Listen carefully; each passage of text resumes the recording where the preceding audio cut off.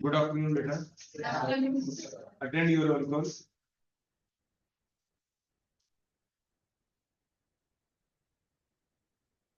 Tanisha, Riya, 03 present. Bhumika, 04 present. Santosh, Aarti, 06 present. Pankaj, Archana, 08 present, sir.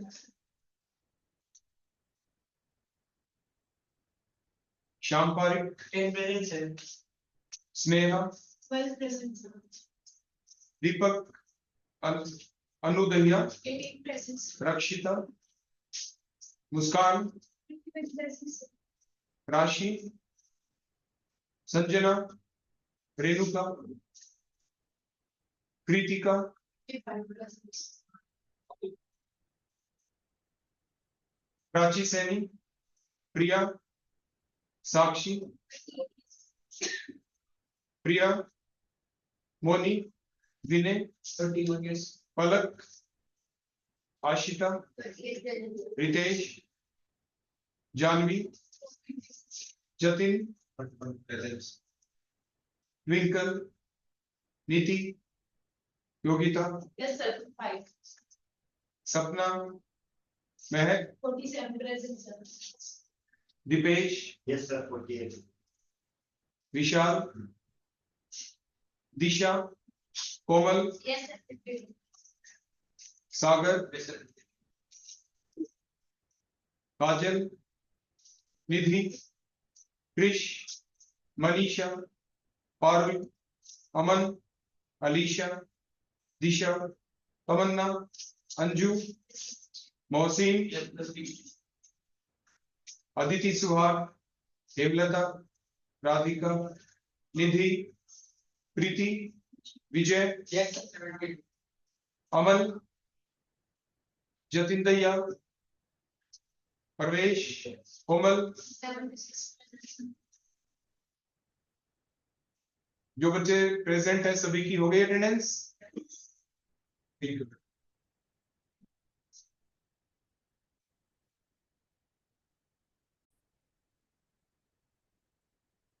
बेटा आपका roll number कितने है? 22, sir. खड़े होके बताओ। 22। क्या नाम है? Rashi.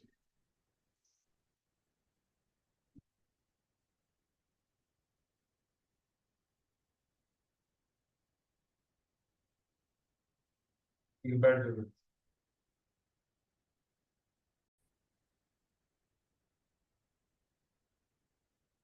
बेटा हमारी जो यूनिट है एल्काइल हैलाइड और द एराइल हैलाइड, इसके अंदर मैं आपको ये बता दूं कि अब टॉपिक बचे क्या हुए।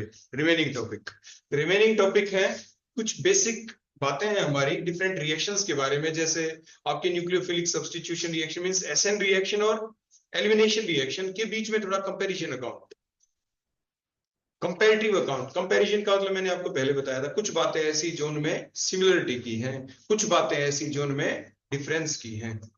तो ऐसा कंपैरेटिव अकाउंट में जो हम पिछले लेक्चर से हम देख रहे हैं, और उसके बाद हम देखेंगे एक स्पेशल कंपाउंड और अलग से दे रखा आपके बिल्कुल लास्ट हेडिंग है, आप अपने सिलेबस में देखना, उसमें लिख रखा है कि ग्रिग्नार्ड रिएजेंट। आपको ये पता आपके एल्काइल हैलाइड जो है उससे आप ग्रिग्नार्ड रिएजेंट को भी प्रिपेयर कर सकते हैं ना प्रिपेयर। देखो ऐसे कुछ की मान लीजिए RX है आपके पास और इसके अंदर हमें ये प्रिपेयर करना है RMGX स्टेप से, तो कैसे प्रिपेयर करें? तो आप इसके अंदर जैसे मेटल इंसर्शन रिएक्शन, मैग्नीशियम डाला in presence of dry ether और आपने हीट अप कर दिया तो RMGX बन जाता है, that is a metal insertion reaction. ये एल्काइल हैलाइड से प्रिपेयर हमने किया है। अब क्वेश्चन आगे ये दे रखा है कि ये कंपाउंड कैसा है, तो ये Mg एक मेटल हो गया और R कोई एल्काइल ग्रुप जिसके अंदर कोई कार्बन है, तो मेटल और कार्बन के बीच में कोई बॉन्ड हो गया। कार्बन ऑर्गेनिक केमिस्ट्री, कार्बन की केमिस्ट्री कहलाती है, तो ऑर्गेनो वर्ड यहाँ पे आ गया, ये मेटल आ गया, तो ऑर्गेनोमेटेलिक कंपाउंड बन गए। तो ऑर्गेनोमेटेलिक कंपाउंड है आपका ग्रिग्नार्ड रिएजेंट। तो ऐसे और भी ऑर्गेनोमेटेलिक कंपाउंड है जो आपके ऑर्गेनिक केमिस्ट्री में अलग अलग चैप्टर के अंदर आने होते हैं। तो ये जो ऑर्गेनोमेटेलिक कंपाउंड है RMGX, ये कैसे बना और ये किस किस रिएक्शन में फर्दर होता है इन्वॉल्व, वो हमें पढ़ना है। कि वो कौन कौन से रिएक्शन जिसके अंदर RMGX अपनी फर्दर इन्वॉल्वमेंट शो करेगा, मतलब RMGX की हेल्प से और क्या क्या दूसरे कंपाउंड सिंथेसाइज किए जा सकते हैं। जो भी इसकी हेल्प से दूसरे कंपाउंड सिंथेसाइज होंगे, इट मींस स्टार्टिंग मटेरियल तो हमारे एल्काइल हैलाइड ही था ना, तो इट मींस आपके कन्वर्जन आ सकते हैं एग्जाम में कि एल्काइल हैलाइड को उस पर्टिकुलर कंपाउंड के अंदर कन्वर्ट करें। तो एल्काइल हैलाइड को उस पर्टिकुलर कंपाउंड में कैसे करेंगे कन्वर्ट? Through Grignard reagent. तो ये लास्ट में एक हेडिंग दे रखी है आपके सिलेबस के अंदर, तो उसको हम देखेंगे। लेकिन इसको हम देखें कि ग्रिग्नार्ड रिएजेंट की फर्दर रिएक्शन और क्या क्या होंगी, उससे पहले हम सबसे पहले आपसे कुछ क्वेश्चन पूछेंगे, कुछ बातें करेंगे आपसे, और आपको बताएंगे कि जो आपकी SN1 reaction, nucleophilic substitution reaction, elimination reaction जो हमने आपको पहले पढ़ाई थी, उनसे रिलेटेड छोटे छोटे क्वेश्चन और क्या आपसे पूछे जा सकते हैं, वो अभी हम सबसे पहले आपसे डिस्कस करेंगे और आप हमें उनके जवाब दे देंगे। तो सबसे पहला क्वेश्चन यही है, दोबारा से देखो, प्रैक्टिस बहुत जरूरी होती है। ऑर्गेनिक केमिस्ट्री के बारे में एक आ जाता है कि वो प्रैक्टिस सबसे ज्यादा मांगती है, तो इसलिए जितना ज्यादा हम उसको पढ़ते हैं बार बार, यानी नहीं तो क्या था कि मान लीजिए एक टॉपिक हमने आपको करा दिया अगले के ऊपर स्किप कर जाए, तो यानी जो टॉपिक हमें ये लगता है, जो पोर्शन में ये लगता है कि इसकी प्रैक्टिस ज्यादा जरूरी है ना, तो इसलिए उसको हम बार बार आपसे पूछते रहते हैं ताकि आपके दिमाग में वो चीज बैठ जाए।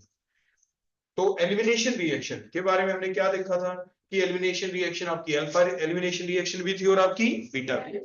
तो फिर जैसे आप हमें पहले ये बता दें कि मान लीजिए आपकी अल्फा एलिमिनेशन रिएक्शन मान लीजिए चल रही है, तो इस रिएक्शन को जो फेवर करेगी वो बातें कौन कौन सी?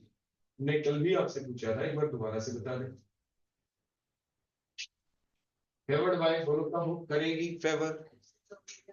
हाँ, जब आपके पास मान लीजिए दो कार्बन है और इस कार्बन के ऊपर Cl लगा हुआ है, इसको अल्फा कार्बन कहते हैं। पहली बात, ये अल्फा कार्बन ही ना हो, बहुत ही अच्छी बात है, तो बीटा एलिमिनेशन चलेगी नहीं। दूसरी बात, अगर मान लीजिए अल्फा कार्बन हो भी गया तो इसके ऊपर कोई भी H ना हो, यहाँ पे H ना हो, H ना हो, कोई और ग्रुप आ जाए, मान लीजिए आप फर्दर यहाँ पे CH3 ग्रुप लगा दो, फर्दर CH3 लगा दो, फर्दर CH3 लगा दो, तो अल्फा ये कार्बन था जिसके ऊपर Cl था, अगला जो बीटा कार्बन था उसके ऊपर कोई H है ही नहीं, ये कंडीशन भी पूरी हो गई। तो या तो अल्फा बीटा कार्बन हो ही ना, अगर है तो उसके ऊपर कोई H ना हो, मींस बीटा हाइड्रोजन ना हो, तो अल्फा एलिमिनेशन रिएक्शन चलेगी, बीटा फिर चल ही नहीं पाएगी। दूसरी कंडीशन बताओ बेटा। Strong base की presence. हाँ, तो सेकंड पॉइंट हो गया कि आपके पास स्ट्रॉन्ग बेस होना चाहिए। क्या होना चाहिए बोलो? आपका स्ट्रॉन्गर बेस हो, बिल्कुल ठीक बात है। अब ये बताओ, और चीज बताई गई थी, क्योंकि जब आपकी ये रिएक्शन चलेगी, जैसे हमने आपको बताया था, मान लीजिए आपने स्ट्रॉन्ग बेस ले लिया, जैसे अभी हम डिस्कस कर रहे थे, तो ये कार्बन, ये Cl ले लिया। अगला पॉइंट जो हमारा बनता है कि जो आपका अल्फा कार्बन है जिसके ऊपर H लगे हुए हैं, उसी कार्बन के ऊपर आपके इलेक्ट्रॉन विड्रॉइंग ग्रुप होने चाहिए। क्या होने चाहिए? इलेक्ट्रॉन विड्रॉइंग ग्रुप होने चाहिए। फिर आप जो भी ये स्ट्रॉन्ग बेस लेंगे, मान लीजिए ये हमने शो कर दिया, इसने इलेक्ट्रॉन H को दिए, H को देने के बाद इस कार्बन के ऊपर जो आएगा नेगेटिव चार्ज, उसको स्टेबलाइज भी तो करना है। वो स्टेबलाइज कौन करेगा? कोई इलेक्ट्रॉन विड्रॉइंग ग्रुप। तो विड्रॉइंग ग्रुप एक तो जैसे Cl भी यहाँ से निकल गया ना, यहाँ से इलेक्ट्रॉन विड्रॉइंग ग्रुप था, और भी इलेक्ट्रॉन विड्रॉइंग ग्रुप हमने लगा दिए। इस रिएक्शन को वो फैसिलिटेट कर देते हैं, उस रिएक्शन को इजिली चिरवा देते हैं, जैसे कार्बीन्स बन जाती है इसके द्वारा। क्या बन जाती है? तो ये चीज आपको बताई गई थी। तो ये सारी बातें आपने ध्यान रख ली कि इलेक्ट्रॉन विड्रॉइंग ग्रुप हो, स्ट्रॉन्ग बेस हो, और क्या होना चाहिए बोलो आपके? बीटा कार्बन ना हो, बीटा हाइड्रोजन ना हो, इस चीज का हमें ध्यान रखना था। अच्छा, अगली चीज आप हमें ये बताएं कि इसका एग्जाम्पल क्या था, कौन सी रिएक्शन थी जिसमें आपने पढ़ा था? ये जो क्लोरोफॉर्म लिया, बेस फॉर एग्जांपल QH आपने ले लिया, K पॉजिटिव OH नेगेटिव, ये डाइक्लोरोकार्बिन बन गई। कौन सी रिएक्शन में बने थे? रिमल्टिवन रिएक्शन के दौरान आपके इस टाइप से ये बन जाते थे। लेकिन वहां पे होता क्या था? CHCl3 क्लोरोफॉर्म है नहीं, तो क्लोरोफॉर्म में आपने बेस डाला और डाइक्लोरोकार्बिन आपके बन गए। और ये जो डाइक्लोरोकार्बिन बना, ये खुद एक इलेक्ट्रोफाइल का काम भी कर रहा है। किस चीज का काम कर रहे हैं? इलेक्ट्रोफाइल क्यों है? देखो, इलेक्ट्रोफाइल वो स्पीसी होती है जिसको इलेक्ट्रॉन की जरूरत हो, जिसका ऑक्टेट कंप्लीट ना हो। आप ध्यान से देखें, इस कार्बन के चारों तरफ देखो, 2 इलेक्ट्रॉन यहाँ पे हैं, 2 यहाँ पे हैं, 2 2 4 और 2 6। इस कार्बन के चारों तरफ अभी तक सिर्फ 6 इलेक्ट्रॉन, इसका ऑक्टेट कंप्लीट नहीं है, इसके चारों तरफ 8 इलेक्ट्रॉन नहीं है, ये अभी और इलेक्ट्रॉन लेना चाहता है। जब ये और इलेक्ट्रॉन लेना चाहे, जिसको इलेक्ट्रॉन की रिक्वायरमेंट हो टू कंप्लीट देयर ऑक्टेट, आप कहते हैं उसे क्या है, इलेक्ट्रॉन डेफिशिएंट कंपाउंड, आप कहते हैं उसे क्या है, ल्यूइस एसिड, कहते हैं उसे क्या है, इलेक्ट्रोफाइल। एक ही चीज के ये अलग अलग नाम। बोलो क्या क्या नाम मैंने बताए। आप इसे इलेक्ट्रॉन डेफिशिएंट कंपाउंड भी कहेंगे क्योंकि इलेक्ट्रॉन की रिक्वायरमेंट है। लुईस साइंटिस्ट के अनुसार आप इसे एसिड भी कहेंगे कि the substance which has the tendency to take the electron pair from the outside species called as the Lewis acid, आप ये भी कहेंगे। या इलेक्ट्रोफाइल भी कहेंगे क्योंकि इलेक्ट्रोफाइल कौन होता है, उसी टाइप से वही जो डेफिनेशन मैंने अभी किसकी बताई, लुईस एसिड की बताई। तो इस टाइप से हम इस पर्टिकुलर जो स्पीसी यहाँ पे बनी, जो अल्फा एलिमिनेशन रिएक्शन के दौरान बनी, वो एक इलेक्ट्रोफाइल। बोलो कौन है इलेक्ट्रोफाइल। क्लियर हो गया ना। इसीलिए फर्दर इन्वॉल्वमेंट हो जाता था ये रिमल्टीमर रिएक्शन में जो फिनोल के अंदर चलती थी, और ये इलेक्ट्रोफाइल और बेंजीन के ऊपर OH दिखाता है इलेक्ट्रोफिलिक रिएक्शन है, तो इलेक्ट्रोफाइल ही तो है ये जो फर्दर अटैक करेगा बेंजीन रिंग के ऊपर, फिनोल वाले बेंजीन रिंग के ऊपर। तो इलेक्ट्रोफिलिक सब्स्टिट्यूशन रिएक्शन फिनोल के अंदर चल रही होती। क्लियर हो गया ना बेटा यहाँ तक। तो ये हो गया हमारा अगला पॉइंट। इसके बाद नेक्स्ट क्वेश्चन जो अब हम आपसे पूछेंगे वो ये है कि बीटा एलिमिनेशन रिएक्शन अब हमें चलानी है। नेक्स्ट बोलो क्या, बीटा। अब जो बीटा एलिमिनेशन रिएक्शन जो हमारी चलेगी उसके लिए देखो क्या क्या चीजें जरूर हो। बीटा पोजीशन के ऊपर H जरूर हो। बोलो बीटा के ऊपर क्या जरूर होना चाहिए, H जरूर होना चाहिए। बीटा पोजीशन के ऊपर H जरूर होना चाहिए, है ना। बीटा पोजीशन के ऊपर H होगा तो बीटा एलिमिनेशन रिएक्शन चलेगी। इसको चलाने के लिए हमें वही हमारे पास होना चाहिए, बोलो क्या, स्ट्रॉन्ग बेस भी होना चाहिए। अब जो नेक्स्ट कंडीशन थी वहां पे कि इलेक्ट्रॉन विथड्राइंग ग्रुप होने चाहिए, है ना। तो वो अब डिपेंड करता है यहाँ पे जो बातें अगली हम बोलेंगे कि जो आपकी बीटा एलिमिनेशन रिएक्शन होती है ये फर्दर डिफरेंट टाइप की हो सकती है, ये फर्दर डिफरेंट टाइप की हो सकती है। तो ये जो डिफरेंट टाइप की आपकी होंगी बीटा एलिमिनेशन रिएक्शन, वो कौन कौन सी होती है, जैसे हम देख रहे थे आपकी रिएक्शन E1 भी हो सकती है, आपकी रिएक्शन E2 भी हो सकती है, आपकी रिएक्शन E1CB भी हो सकती है, E1CB। कल आपको बताया था ना E1 के अंदर एक ही मॉलिक्यूल की इन्वॉल्वमेंट होती है, हमने ले लिया उसी टाइप से। देखो कंपाउंड ये CH3 CH2 और वो क्या था आपका Cl, एक ही मॉलिक्यूल की इन्वॉल्वमेंट, इसी की इन्वॉल्वमेंट, ये निकल गया पहली स्टेप के अंदर और ये बन गया आपका CH3 सिंगल बॉन्ड CH2 और वो क्या पॉजिटिव चार्ज। आपका कौन बन गया बोला यहाँ पे, कार्बोकेटाइन। तो कार्बोकेटाइन मैकेनिज्म के थ्रू E1 चलता है। इसके बारे में पूरी डिटेल कल हमने देख ही ली थी, इसका कंपैरिजन भी हमने कर लिया था। बोलो किसके साथ किया था कंपैरिजन, SN1 के साथ, जो यूनिमोलिकुलर न्यूक्लियोफिलिक सब्स्टिट्यूशन रिएक्शन के साथ। क्योंकि दोनों में समानता क्या है, दोनों में सिमिलरिटी क्या है, दोनों में समानता ये है कि during both elimination reaction and the SN1 reaction the first step is common one, means the intermediate carbocation is form, intermediate carbocation बनता है। अब उसके बाद अगली स्टेप के अंदर अटैक कहाँ हो, अटैक होगा या तो इस कार्बन जो आपका नेक्स्ट है जिसे बीटा कार्बन बोल रहे हैं, बीटा कार्बन वाले H के ऊपर, बीटा हाइड्रोजन के ऊपर नेगेटिव चार्ज स्पीसी अपने इलेक्ट्रॉन दे या इस कार्बन के ऊपर दे।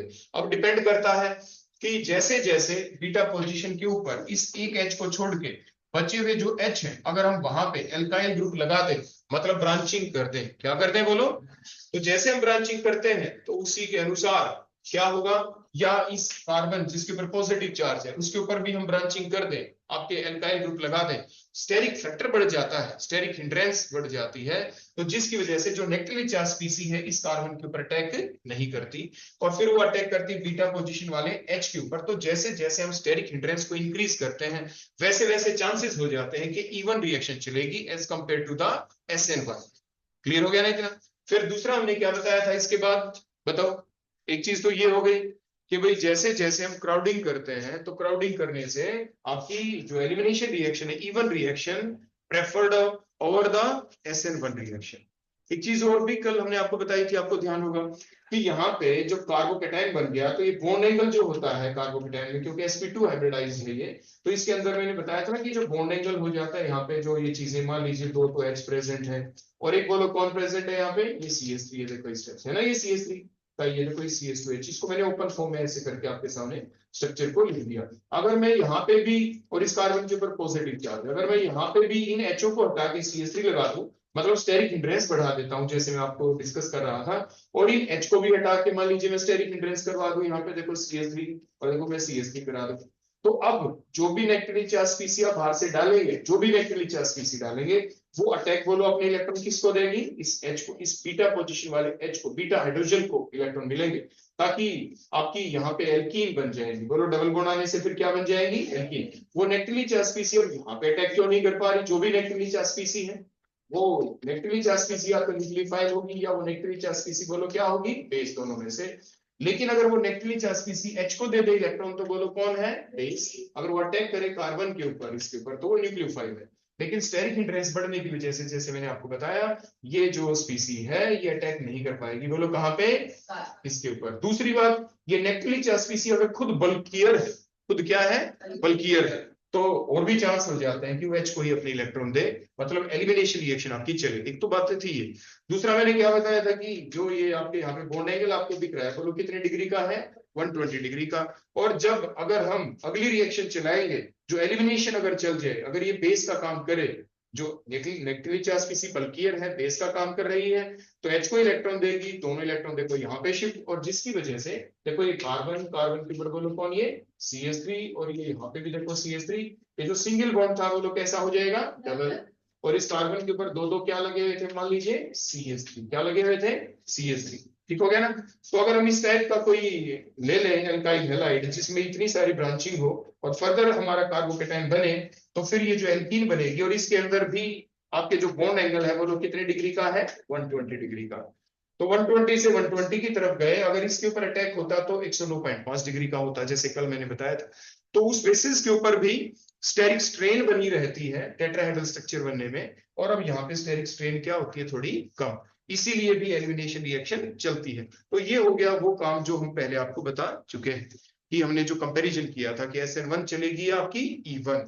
तो अब इसके बाद हम चलते हैं अपने अगले पोर्शन की तरफ। अब हम ले लेते हैं आपके E1CB ले लेते हैं। चलो E1CB रिएक्शन जब हमारी चली, तो मान लीजिए हमने ये लिख दिया CH3, ये CH2, और मान लीजिए ये Cl, ठीक हो गया ना। एक क्वेश्चन पूछना है पहले मुझे आपसे, एक क्वेश्चन पूछना है, पहले आप उसका जवाब देना।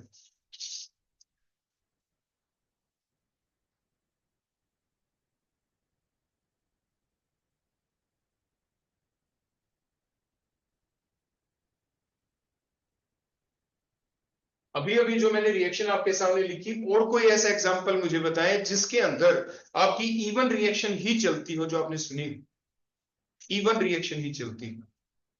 ये तो एल्काइल हैलाइड हो गया। क्या एल्काइल हैलाइड के बजाय कोई और है ऐसा कंपाउंड जिसमें आपने देखा हो कि इवन रिएक्शन भी चलती हो, मीडियम कोई अलग हो गया?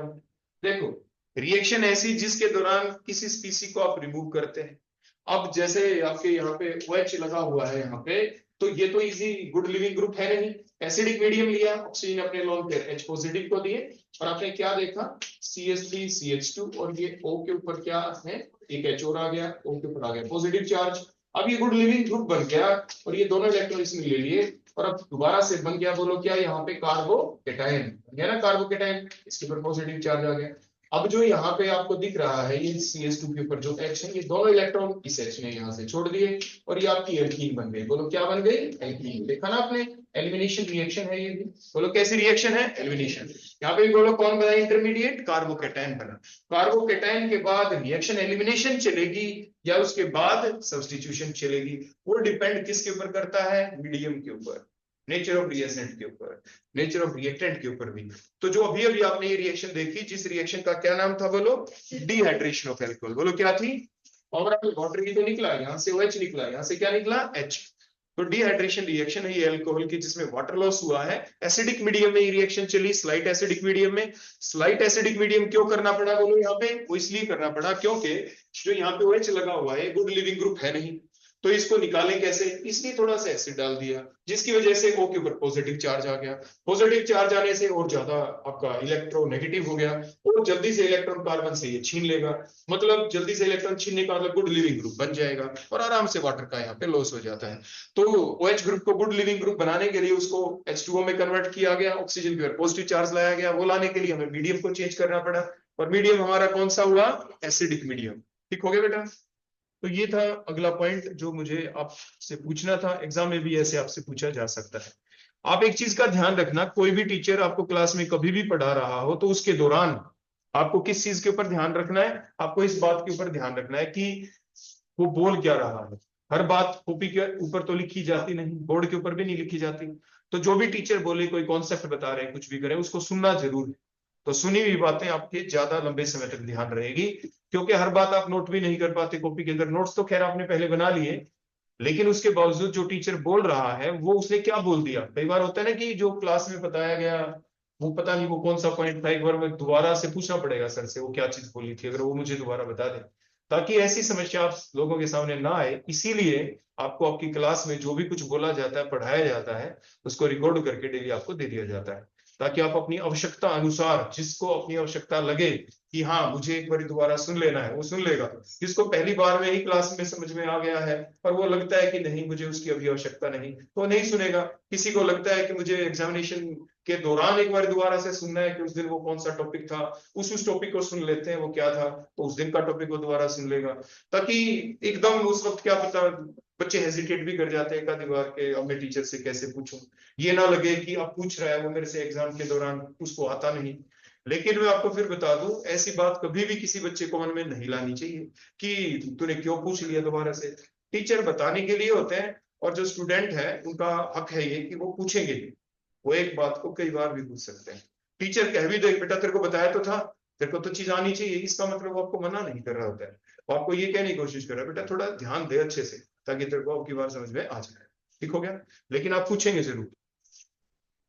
इसके बाद नेक्स्ट पॉइंट जो हमारा यहाँ पे बनता है, मैंने आपको बता ही दिया कि जो नेगेटिवली चार्ज स्पीसी है वो कैसी है, वो बेस का काम कर रही है न्यूक्लियोफाइल का। इस बेसिस के ऊपर ही न्यूक्लियोफिलिक सब्स्टिट्यूशन रिएक्शन और एलिमिनेशन रिएक्शन में हमेशा कंपटीशन बना रहता है। कल मैंने आपको ये भी बताया था ना कि इवन रिएक्शन चलाने के लिए और दूसरा फैक्टर क्या है, मैंने आपको ये, हाँ पोलर मीडियम जो होता है उससे फर्क नहीं पड़ता। जो पोलर मीडियम तो SN1 रिएक्शन में भी चाहिए और एलिमिनेशन रिएक्शन में भी चाहिए, तो मींस वो दोनों को इक्वली फेवर करेगा। More polar medium will equally favour both the reactions whether it is the elimination reaction or the substitution reaction। लेकिन एक फैक्टर था टेम्परेचर फैक्टर। हमने बताया था जैसे जैसे आप टेम्परेचर बढ़ाते हैं आयनाइजेशन बढ़ जाता है। तो आपके क्योंकि अगली स्टेप के अंदर भी तो यहाँ पे डिसोसिएशन होना है, तो टेम्परेचर बढ़ाने से इस बॉन्ड का क्लीवेज भी तो होना है, तो वो क्लीवेज की तरफ वो प्रोसेस जल्दी चल जाती है। मींस एलिमिनेशन को फेवर करता है high temperature as compare to the substitution reaction. तो अगर हम टेम्परेचर बढ़ा देते हैं तो हमेशा ही जो E one reaction is favoured as compare to the SN1 reaction. तो ये बातें आपको ध्यान रखनी है। और जो मैंने आपको बताया कि किसी भी चीज को कैसे कहें कि वो अच्छा बेस है या न्यूक्लियोफाइल, तो साइज के ऊपर है। तो अगर उस नेगेटिवली चार्ज स्पीसी का साइज बड़ा है तो वो अक्सर बेस का काम ही करेगा as compare to the nucleophile. तो ये कुछ छोटी छोटी बातें हैं जो आपके दिमाग में रहनी चाहिए। अब उसके बाद अगला जो पॉइंट है, एक ऐसी रिएक्शन का नाम बताएं, जैसे मैंने आपको बताया अगला पॉइंट जो मैं आपको यहाँ पे समझाने वाला हूँ वो इवन CB है। तो एक रिएक्शन है ऐसी बिटैरिनेशन रिएक्शन जो हम पढ़ रहे हैं, जिसमें जो अगली टाइप हमारी क्या है इवन CB। एक रिएक्शन ऐसी है जो काफी इंपॉर्टेंट है और आपके एग्जाम में आती है, स्पेशल नाम भी है उसका। उसके दौरान एक रिएक्शन इंटरमीडिएट दूसरा बनता है, एक ऐसा इंटरमीडिएट बनता है जिसके दौरान आप देखते हैं कि क्या नाम है, कार्बन कार्बन के बीच ट्रिपल बॉन्ड आ गया, बेंजीन रिंग टाइप की इसकी स्ट्रक्चर होती है, ट्रिपल बॉन्ड भी आ गया उस बेंजीन रिंग के अंदर। बोलो क्या था उस इंटरमीडिएट का नाम? बेंजाइन था उसका नाम, बेंजाइन मैकेनिज्म था। तो आपने पढ़ा था ना कि किस तरीके से हम क्लोरोबेंजीन को एनिलीन में कन्वर्ट करते थे। चिची-वेबिन रिएक्शन थी वो, जिसमें आप NaNH2 डालते थे in presence of liquid ammonia, वो रिएक्शन आपकी चलती थी। तो जो चिची-वेबिन रिएक्शन थी उसके दौरान आपने क्या देखा, देखो आपने कुछ ऐसा पढ़ा था, थोड़ा ध्यान देना कि मान लीजिए ये आपके पास क्लोरोबेंजीन और ये ऑर्थो पोजीशन के ऊपर H होना जरूरी था, कंडीशन हमने पढ़ी थी। हमने ये भी तो पढ़ा था कि give some evidences in favour of benzyne mechanism. जो बेंजाइन मैकेनिज्म बनता है उसके फेवर में कुछ एविडेंस दो, कुछ प्रमाण दो, जिससे ये प्रूव हो पाए कि हाँ उस रिएक्शन के दौरान बेंजाइन बना था। तो यानी जो आपका बनता है बेंजाइन, वो जिस मैकेनिज्म के थ्रू बनता है वो कोई और नहीं, वो जो बीटा एलिमिनेशन रिएक्शन की एक टाइप है जिसका नाम क्या है इवन CB। आप देखें कैसे, जैसे मान लीजिए हमने यहाँ पे ये डाला था पहले स्टेप के अंदर, आपको ध्यान होगा NaNH2 सोडियम एमाइड। इसने इलेक्ट्रॉन किसको दिए? जो ऑर्थो पोजीशन के ऊपर जो H था। दोनों इलेक्ट्रॉन बोलो कहाँ पे आ गए? यहाँ पे इस पोजीशन के ऊपर। और आपने देखा कि यहाँ पे ये ClHH लगा हुआ है, डबल बॉन्ड SH है, ये डबल बॉन्ड SH है, और ये इन डबल बॉन्ड की क्योंकि हमें बेंजाइन इधर दिखाना है तो इनको इधर इसकी पोजीशन को हम रिफ्लेक्ट कर देते हैं, उससे कोई फर्क पड़ता नहीं। लेकिन फिर भी मूवमेंट हमें कम दिखानी पड़ेगी बाद में।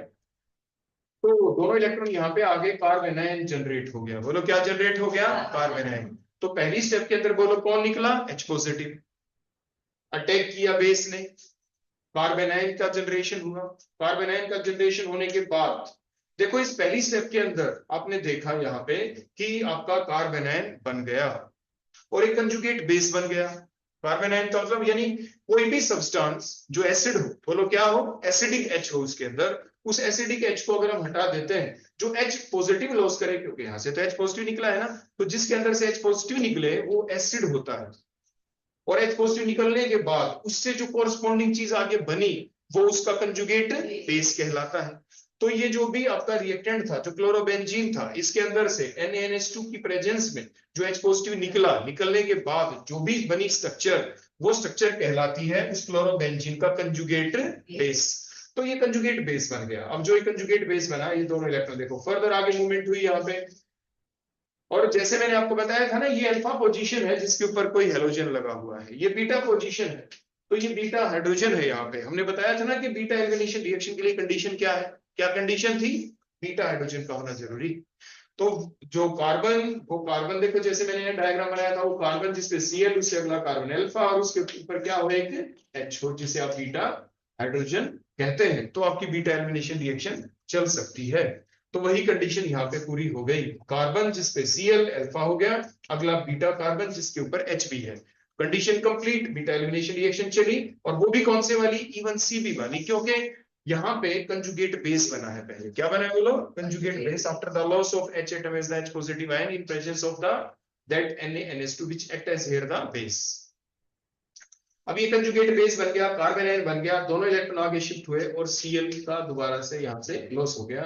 और जो इंटरमीडिएट स्पीसी जो यहाँ पे बन गई, ये ट्रिपल बॉन्ड बन गया। ये भी एक अनस्टेबल स्पीसी है यहाँ पे जो बनी, कहते हैं इसे आप बेंजाइन। तो ये जो यहां से लेके यहां तक क्या है, ये मैंने बताया था, ये जो बेंजाइन मैकेनिज्म की सिर्फ पहली 2 स्टेप है, आगे भी हैं 2 स्टेप और, जो हमने बेंजाइन मैकेनिज्म के दौरान आपको समझाई थी, वो आप पहले देख चुके हैं। वहां पे हमें अभी प्रोसीड नहीं करना है, क्योंकि वो दूसरे जो हमारा प्रीवियस लेक्चर था उसके अंदर आप अपनी कॉपी में भी नोट डाउन कर चुके हैं। फिलहाल आपने क्या देखा? आपने नाम जरूर पता है इस बेंजाइन मैकेनिज्म का पूरे का। पहली 2 स्टेप एलिमिनेशन थी, इसमें बोलो कौन निकला? Cl negative. यहां से बोलो कौन निकला था? H पॉजिटिव निकला था आपका यहाँ से। तो एलिमिनेशन एलिमिनेशन एलिमिनेशन हुआ है, यहाँ पे सिर्फ एलिमिनेशन हुआ है। एलिमिनेशन रिएक्शन है ये, और वो भी कौन सी है? E1CB। बोलो कौन है? E1CB एलिमिनेशन रिएक्शन है यहाँ। क्लियर हो गया इतना? तो ये इसका एग्जाम्पल था जो आप पहले पढ़ चुके थे, बेंजाइन मैकेनिज्म के दौरान ऐसा होता है। एक चीज और हम आपको बता दें कि ऐसा और कहाँ पे होता है। आपने जब आप, ये तो समझ में आ गया ना बेटा यहां तक? एक ऐसी रिएक्शन जो आपने +2 में भी पढ़ी थी, एल्डिहाइड कीटोन वाले चैप्टर में पढ़ी थी, जिसका नाम था एल्डोल कंडेंसेशन। जिसका नाम क्या था? एल्डोल कंडेंसेशन पढ़ी थी ना आपने। उसी एल्डोल कंडेंसेशन के दौरान आपने ये देखा था कि हमारे पास 2 मोल एल्डिहाइड के होने चाहिए। फॉर एग्जांपल देखो आपके सामने मैंने ये ले लिया, देखो ये एल्डिहाइड हमने ले लिया। इस एल्डिहाइड के अंदर जो ये नेक्स्ट कार्बन जिसे अल्फा कहते हैं, इसके ऊपर एक H है। बेसिक मीडियम के अंदर रिएक्शन चली, बेस हमने डाला, फॉर एग्जांपल OH नेगेटिव हमने लिख दिया। आपके दोनों इलेक्ट्रॉन कार्बन के पास कार्बन आयन बन गया। बोलो क्या बन गया यहाँ पे? देखो ये कार्बन आयन बन गया ना कार्बन आयन, ये कार्बन आयन आपका बन गया। तो इसके दौरान आपने क्या देखा? पहले बेस डाला, H दिया, कार्बन आयन बन गया, मतलब H पॉजिटिव लॉस हो गया। उसके बाद बनने वाली चीज को क्या कहते हैं? Conjugate base. कंजुगेट बेस, इस सब्सटेंस का कंजुगेट बेस, क्योंकि ये खुद एसिड है। Alpha hydrogen atom in aldehyde and ketones are acidic in nature, तो कंजुगेट बेस तो बन गया। लेकिन एलिमिनेशन रिएक्शन उसको कब कहें? एलिमिनेशन रिएक्शन तो उसको तब कहेंगे ना जब उससे अगली स्टेप के अंदर भी इसकी वजह से ये नेगेटिव चार्ज आगे शिफ्ट हो और फिर कुछ लॉस हो। वो तो हुआ नहीं, वो तो इसमें होगा नहीं ना। तो अब इसमें होगा क्या, फर्दर देखें। इसीलिए हम इसको E1CB रिएक्शन नहीं कहेंगे, क्योंकि पहली स्टेप के अंदर ठीक है, ये बेस है, ठीक है, यहाँ पे कंजुगेट बेस बन गया, कार्बन आयन जनरेट हो गया। लेकिन जो अगली स्टेप होनी चाहिए E1CB को कंप्लीट करने के लिए, जो होनी चाहिए वो क्या? पहली स्टेप में एक एटम लॉस हुआ, अगली स्टेप के अंदर भी तो इस नेगेटिव चार्ज की मूवमेंट की वजह से भी तो दूसरा एटम लॉस होना चाहिए। वो तो यहाँ पे होगा नहीं। तो अब होने वाला क्या है यहाँ पे देखो, ऐसा ही एल्डिहाइड का मैंने दूसरा मॉलिक्यूल देखो यहाँ पे लिया, देखो ये CH3 C double bond OH, और यहाँ पे कार्बन के ऊपर स्लाइट पॉजिटिव चार्ज, ऑक्सीजन के ऊपर क्या स्लाइट नेगेटिव चार्ज। अब ये यहाँ पे न्यूक्लियोफाइल का करेगा काम, और अटैक बोलो किस पे करेगा, इसे कार्बोनिल वाले कार्बन के ऊपर दोनों इलेक्ट्रॉन आगे शिफ्ट हुए, और जिसकी वजह से जो स्पीसी यहाँ पे बनी, देखो ये CH3 है, ये C है, ये H मैंने सच लिख दिया नीचे की तरफ, ये डबल बॉन्ड था सिंगल हो गया, उसके ऊपर नेगेटिव चार्ज आ गया, और ये दो इलेक्ट्रॉन से, इन दो इलेक्ट्रॉन से नया बॉन्ड किसके साथ, इस CH2 के साथ, देखो इस टाइप से, और आगे ये C डबल बॉन्ड O और ये H है, ऐसे ठीक हो गया ना। जो ये H पॉजिटिव निकला था, ये O नेगेटिव के साथ यहाँ पे H भी लग गया, देखो ऐसे H लग गया, ठीक हो गया, इतना आ गया समझ में। लेकिन अगर हम इस CH3 को हटा के मैं यहाँ पे बेंजीन रिंग लगा देता, बोलो क्या लगा देता, बेंजीन रिंग, देखो ऐसे डबल सिंगल डबल ऐसे मैंने लगा दिया, तो ये रिएक्शन अब क्लेजर, आपकी एल्डोल कंडेंसेशन नहीं, अब ये कहलाती है क्लेजन-स्मिथ रिएक्शन। बोलो क्या कहलाएगी, बस नाम बदल गया यहाँ पे इतना सा चेंज करने से, क्लेजन-स्मिथ रिएक्शन। अब इस क्लेजन-स्मिथ रिएक्शन में आप देखें, पहली स्टेप कॉमन है, एक ऐसा एल्डिहाइड या कीटोन हमें लेना है जिसमें अल्फा हाइड्रोजन एटम हो, कंडीशन है ये, अल्फा हाइड्रोजन एटम होना चाहिए। उसके बाद नेक्स्ट देखो, आगे कंडीशन ये थी कि दूसरा जो एल्डिहाइड है वो बेंजील्डिहाइड हो, ये भी ले लिया। अब प्रोडक्ट भी बना दिया, यहाँ पे इस CH3 की जगह देखो बेंजीन रिंग आ गया था, देखो मैंने बेंजीन रिंग यहाँ पे ड्रा कर दिया।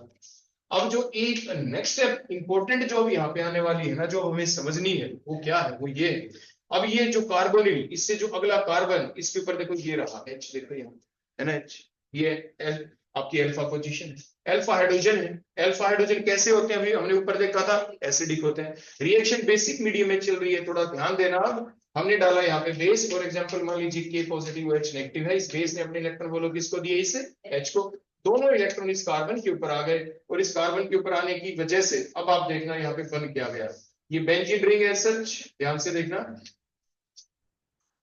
ये CH सच, ये HL सच, ये OH है यहाँ पे, ये कार्बन, कार्बन के ऊपर बोलो ये CH था, और ये क्या आ गया, क्या बन गया यहाँ पे, कंजुगेट बेस, क्या बन गया, अल्फा हाइड्रोजन एटम होने के बाद बन गया कंजुगेट बेस, और ये C डबल बॉन्ड O और ये H हो गया ना। इतना आगे बात समझ में, पहले भी बना था कंजुगेट बेस, लेकिन वो एलिमिनेशन रिएक्शन की टाइप नहीं बन पाई, वो तो तब होती जब कंजुगेट बेस इस नेगेटिव चार्ज की वजह से कोई किसी की सब्स्टिट्यूशन हो जाती, कोई दूसरा एटम निकल जाता। अब देखते हैं क्या ऐसा यहाँ पे पॉसिबल है।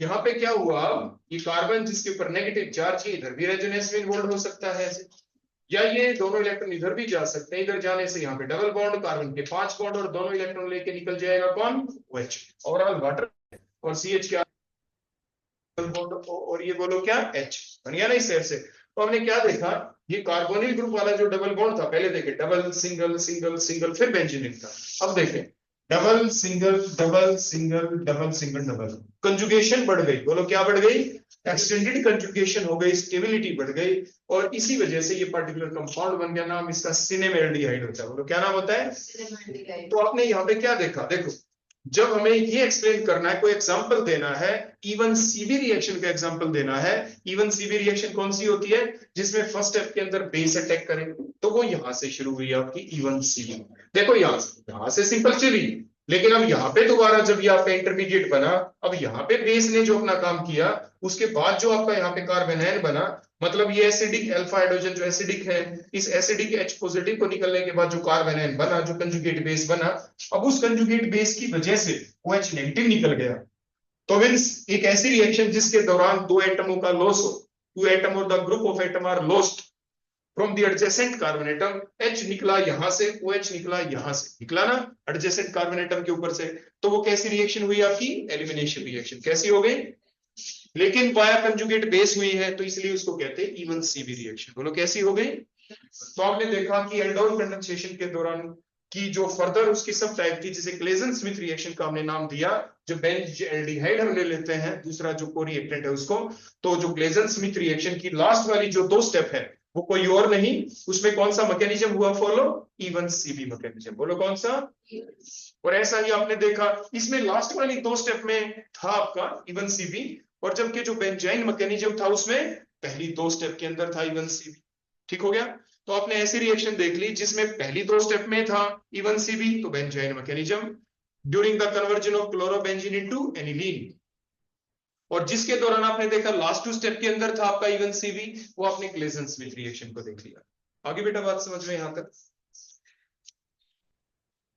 एक चीज और मैं आपसे पूछना चाहूंगा, यहाँ पे बड़े ध्यान से जवाब देंगे आप मुझे कि क्या नाम है, कौन सा कार्बन आयन ज्यादा स्टेबल है। मैं आपके सामने एक स्ट्रक्चर ड्रा करूंगा और आपको मुझे ये बताना है कि इनमें से कौन सा कार्बन आयन ज्यादा स्टेबल है।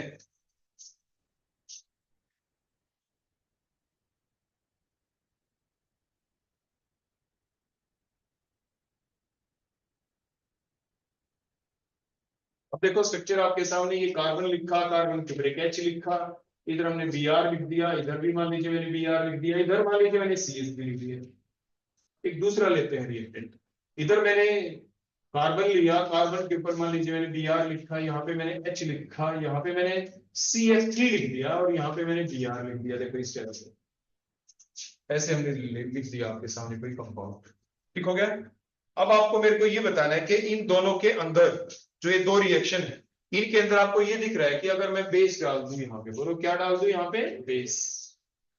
मान लीजिए मैंने ये डाल दिया C2H5O negative Na positive sodium, ये तो ऑक्साइड मान लीजिए मैंने दोनों कंडीशंस के अंदर यहाँ पे डाल दिया, ऐसे करके मैंने डाल दिया। ठीक है, या इसमें और भी मान लीजिए मैं चेंज करना चाहूं तो मैं ऐसा कर सकता हूं ताकि आप और भी अच्छे से इस एग्जांपल को समझ पाए।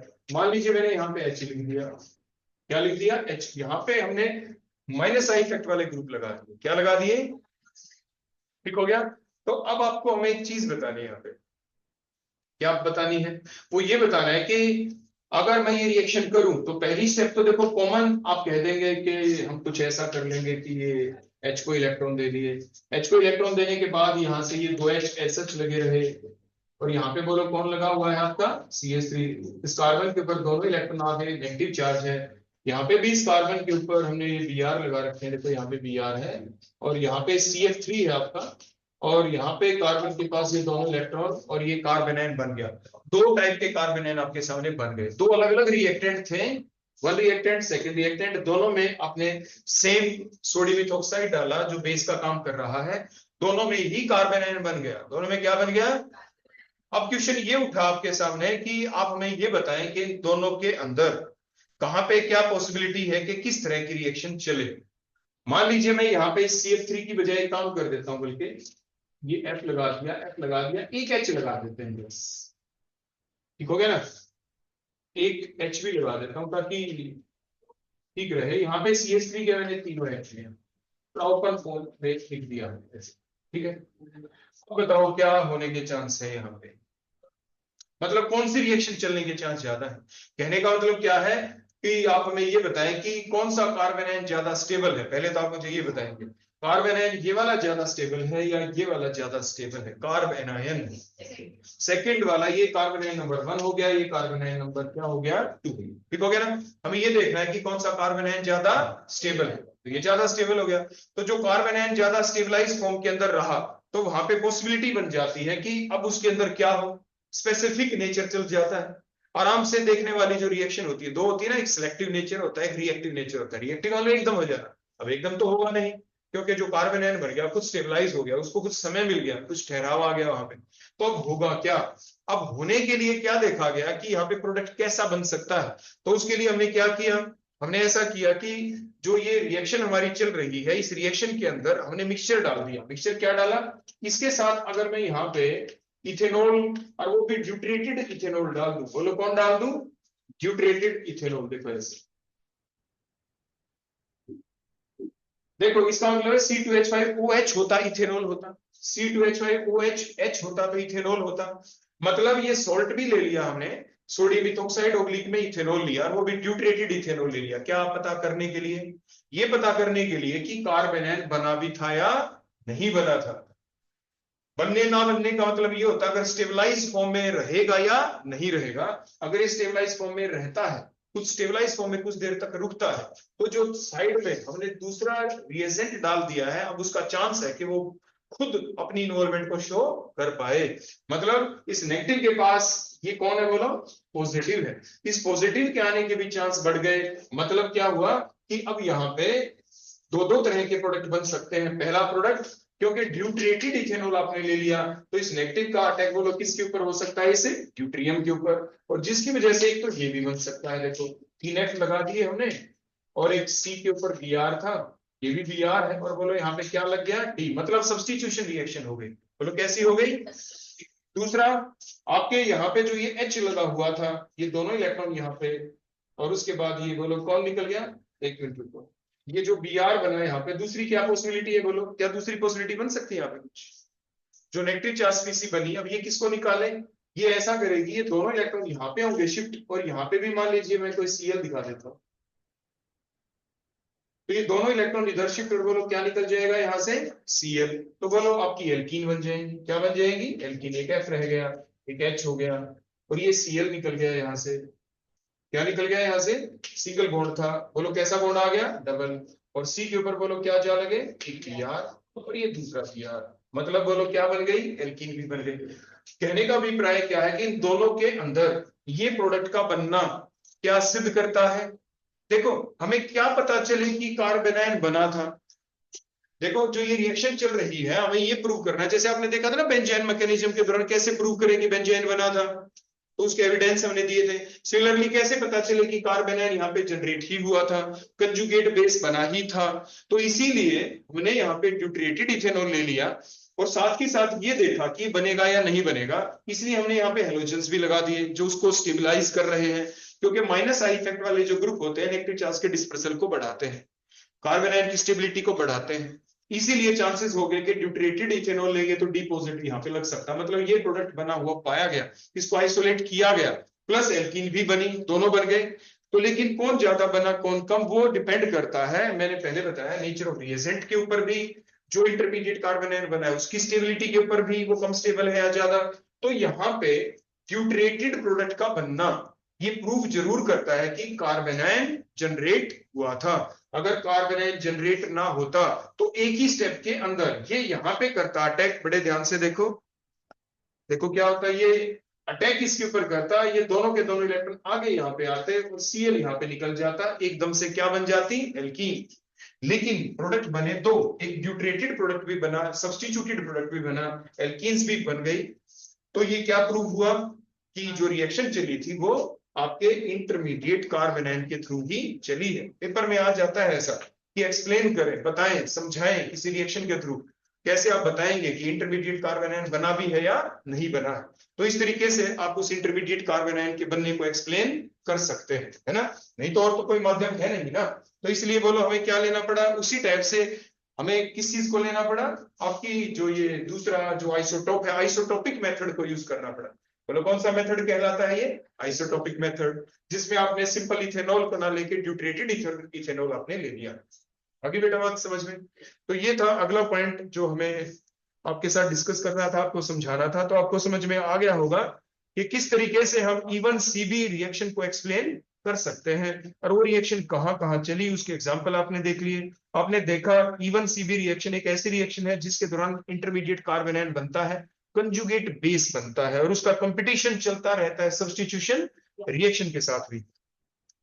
प्लस साथ के साथ ये पाया गया कि ये एक ऐसी रिएक्शन है जिसके दौरान आपके जो देखो क्या होता है, केमिकल काइनेटिक्स जब आप पढ़ते हैं ना, तो उस केमिकल काइनेटिक्स के दौरान आपने देखा कि यहाँ पे दो रिएक्टेंट थे, पहला रिएक्टेंट देखो ये हो गया, दूसरा ये रिएक्टेंट है, मेन रिएक्टेंट तो ये हो गया, दूसरा जिसने अटैक किया है, तो जिसने अटैक किया ये पाया गया कि इस रिएक्शन की जो रफ्तार है, रेट ऑफ जो रिएक्शन है, it depends upon both of these two reactants, one is the alkyl halide, other one is that reagent, इन दोनों के कंसंट्रेशन के ऊपर डिपेंड करता है। इसका मतलब even CB reaction is like that of E2 reaction, क्योंकि E2 रिएक्शन में कितने मॉलिक्यूल्स की इन्वॉल्वमेंट होती है, 2 की, तो द रेट ऑफ रिएक्शन अगर किसी रिएक्शन का जो रेट है 2 मॉलिक्यूलों के ऊपर डिपेंड करे तो उसे बाइमोलिकुलर रिएक्शन कहते हैं। लेकिन ये ऐसी बाइमोलिकुलर रिएक्शन थी जिसमें 2 मॉलिक्यूल इन्वॉल्व भी होते हैं, प्लस कंजुगेट बेस भी बनता है, तो इसलिए इस रिएक्शन को हम कहते हैं क्या है, इवन सीबी रिएक्शन।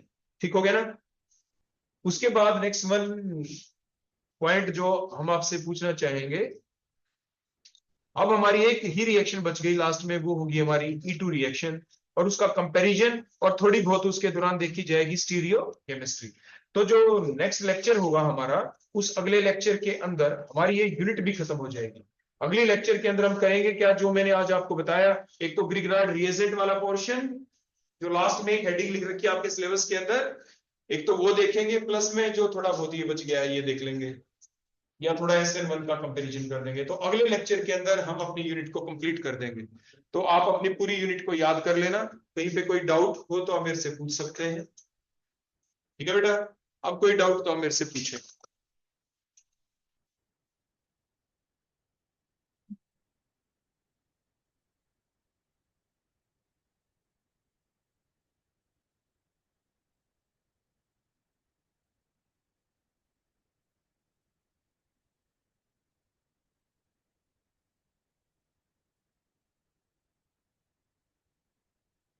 किसी का कुछ? अपने नोट्स कंप्लीट कर लेना बेटा, नोट्सों को बिल्कुल कंप्लीट करें। थोड़ी अगले लेक्चर में आपको स्टीरियो केमिस्ट्री भी आएगी, इसके दौरान क्या रिएक्शन चली, कैसे चली, क्या कुछ ओरिएंटेशन रहा, कुछ बातें ऐसी आपको बताई जाएंगी। लेकिन अगले लेक्चर के अंदर हम इसको कंप्लीट कर देंगे, और इसको कंप्लीट करने के बाद फिर हमारी जो अगली यूनिट होगी जो हम आपको कराएंगे, वो आपका यूनिट नंबर 2 होगी, जो हम आपको कराएंगे, जिसमें आप देख पाएंगे कि आपके सॉल्वेंट्स के बारे में है, वो नॉन एक्वस सॉल्वेंट से रिलेटेड होगी। उसके बाद अगली यूनिट जो हम आपको कराएंगे, ठीक हो गया ना, वो चीजें हम देखने के बाद फिर आपका एक पी ब्लॉक है, बाद में पी ब्लॉक वाली कराएंगे, फिर लास्ट में आपके थर्मोडायनेमिक्स से शुरू करा देंगे। तो ये है आपका सिलेबस DSC पेपर नंबर 2 के अंदर। ऐसा ही है ना बेटा? ठीक है, सीक्वेंस में आपको बताता हूं। अब आपको कुछ पूछना हो तो बेटा मेरे से पूछ लें, नहीं तो आप जा सकते हैं।